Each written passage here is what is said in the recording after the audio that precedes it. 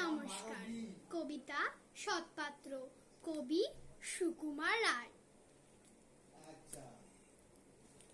শুনতে পেলুম পোস্তাগে তোমার নাকি মেয়ের বিয়ে, গঙ্গারামকে পাত্র পেলে, জানতে চাও সে কেমন ছেলে? মন্দ নয়, সে পাত্র ভালো, রং যদিও বেজায়, তার উপরে মুখের গঠন অনেকটা ঠিক প্যাঁচার মতন। বিদ্যে বুদ্ধি বলছি মশাই, ধন্যী ছেলের অধ্যবসায়। 19টি বার ম্যাট্রিকে সে ঘায়েল হয়ে থামলো শেষে। বিষয় আশয় গরিব বেজায়, কষ্টে সৃষ্টে দিন চলে যায়।